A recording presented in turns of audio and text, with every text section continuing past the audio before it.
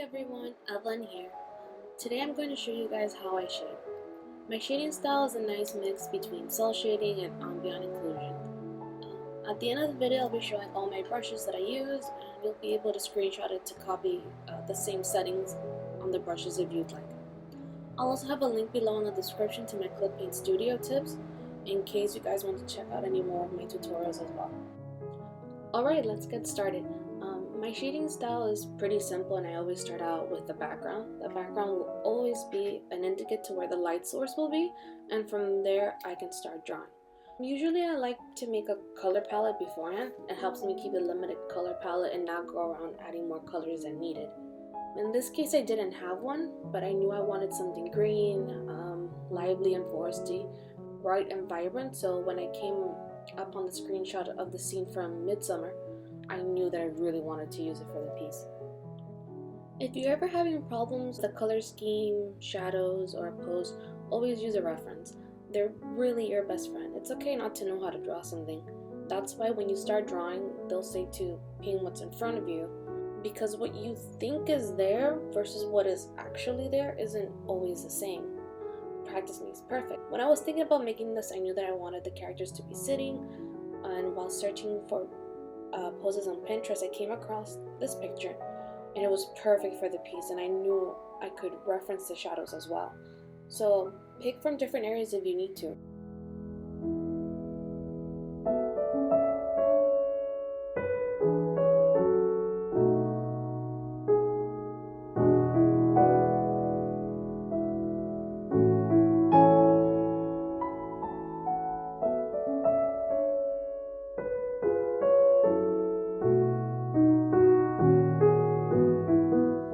Now that the flat colors have been established, let's get on to the shading. I start with a very basic ambient shadow, never in black because it makes the drawing seem dull. Unless that's part of your aesthetic or for a specific style you're going for, I really suggest you stay away from that. Then I add another layer and multiply and play with the opacity until I'm finished. I keep repeating the layers on multiply until I'm also satisfied with how dark or intense I want the colors to be. Complementary colors, or colors that are on opposite sides of the color wheel, work really well, so keep that in mind when you're focusing between shadows and highlights.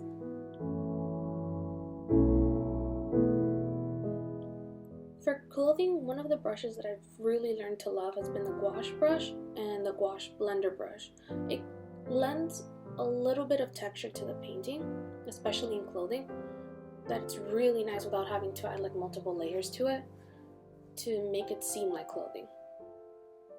And it doesn't over blend as easily as maybe the watercolor brush or the dense watercolor brush.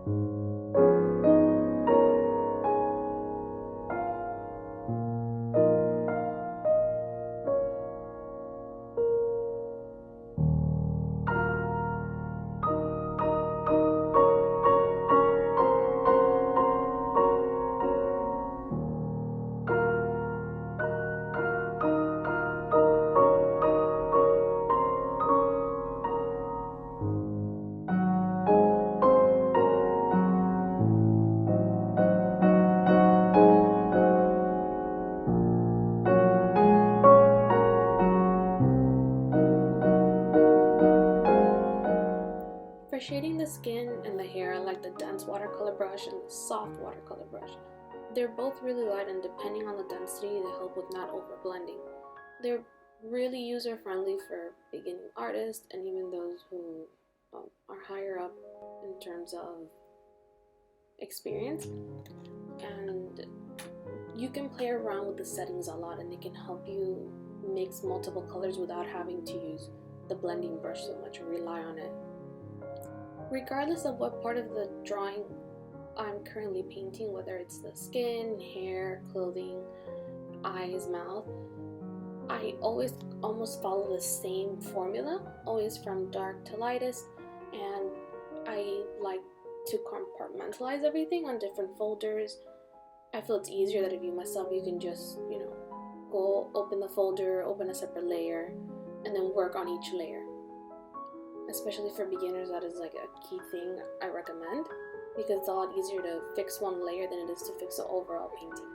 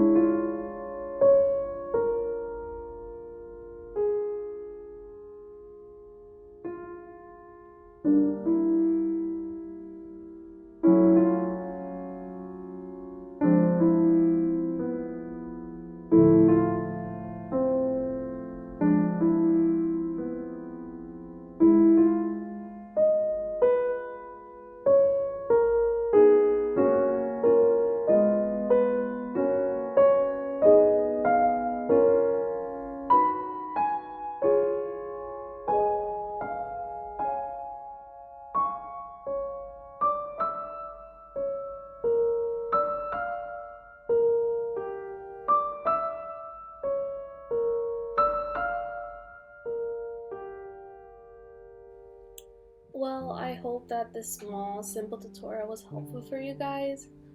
Let me know if you have any questions or if there are any tutorials that you'd like to see me do. Please remember to check out my Paint Studio tips down below on the links below, and to check out the brushes that I used at the end of the video. Thanks again.